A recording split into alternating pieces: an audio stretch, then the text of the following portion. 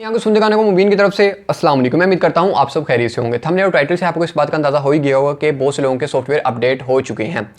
आप तक भी ये खबर पहुंची गई होगी कि आदिल राजा को लंदन से अरेस्ट किया गया था और चंद घंटों के दौरान उन्हें रिहा भी कर दिया गया है। अब इन चंद घंटों के दौरान उनका सॉफ्टवेयर कैसे अपडेट हुआ, ये भी बड़े मजे की बात है। ये मैं आगे आपको चल के बताऊंगा। अब यहाँ पर मैं आपको बताता चलूँ कि ये वो शख्स है जिसकी जुबान पर हर वक्त पाक फौज के लिए गाली होती थी।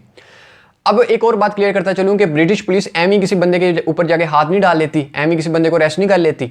ये वहाँ के रूल्स हैं कि अगर आपके पास उस बंदे के खिलाफ कोई स्ट्रॉन्ग एविडेंस मौजूद नहीं है तो तब तक आप उस बंदे को गिरफ्तार तो गया छू भी नहीं सकते। अब लिहाजा वहाँ की पुलिस ने इन्हें एक मरतबा अरेस्ट किया तो उनके पास कोई तो सबूत होंगे कि इनको अरेस्ट करना पड़ा उन्हें। अब ये भी एक खबर गर्दिश कर गया कि उनके चैनल को सस्पेंड कर दिया गया, बंद कर दिया गया। हाँ, ये बिल्कुल सही बात है, उनके चैनल को बंद कर दिया गया है, टोटली तौर पर सस्पेंड कर दिया गया है। और ये भी खबर गर्दिश कर रही थी कि FIA की तरफ से उसे बंद करवाया गया, पाकिस्तान गवर्नमेंट की तरफ से बंद करवाया गया। ऐसा हरगिज़ नहीं है। वहाँ की जो ब्रिटिश अथॉरिटी है उसने यूट्यूब से कहा कि इसके चैनल को कंप्लीट तौर पर बंद करवा दिया है। अब इन सब के बाद इस बंदे ने एक ट्वीट किया है। वो ट्वीट ज़रा आप सुनिएगा, आपको खुद ही पता चल जाएगा कि इस बंदे के अंदर क्या तब्दीली है। इसका सॉफ्टवेयर काफ़ी हद तक अपडेट हो चुका है। वो ट्वीट आपकी स्क्रीन पर शो भी हो रहा है, उसको ज़रा मैं ट्रांसलेट करके बताता हूँ। ये ज़रा आप ट्वीट देखिएगा।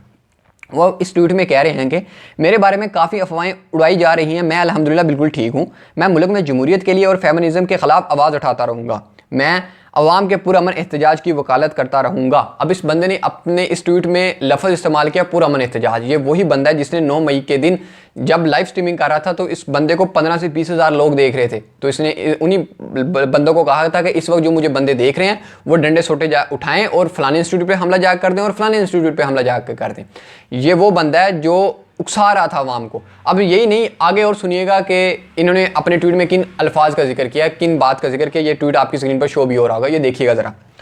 अब उन्होंने अपने ट्वीट में कहा है कि पुरअमन करने वालों का एहतजाज वो तब्दीली ला सकता है जो तशद्दुद का सहारा लेकर करने वालों का नहीं ला सकता, क्योंकि तशद्दुद का अंजाम बुरा होता है। भाई साहब, इससे तो साफ जाहिर हो रहा है इस ट्वीट से कि उनका सॉफ्टवेयर टोटली तौर पर अपडेट हो चुका है।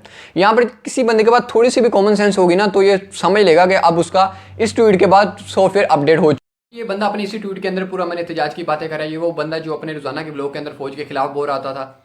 फौज के लिए इसकी जुबान पर गाली होती थी, यही कह रहा होता था कि इस जनरल को पकड़ लो, इस जनरल का गिरबान पकड़ लो। अब ये पूरा अमन एहतजाज की बातें कर रहा है कि पूरा अमन एहतजाज करने वाले लोग वो कुछ कर सकते हैं जो कोई भी नहीं कर सकता। वाह अल्लाह तेरी शान है।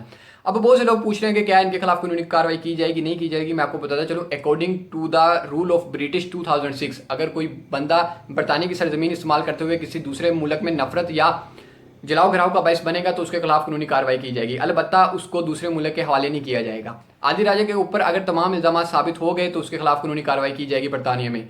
अलबत्ता उसे पाकिस्तान के हवाले नहीं किया जाएगा। ये बात कन्फर्म है।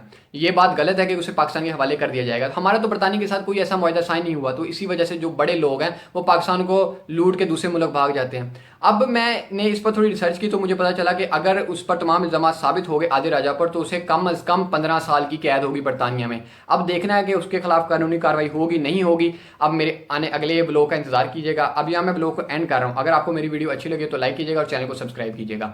तब तक के लिए अपना और अपने घर वालों को ख्याल रखिएगा। मुझे दीजिएगा इजाज़त। अल्लाह हाफिज़।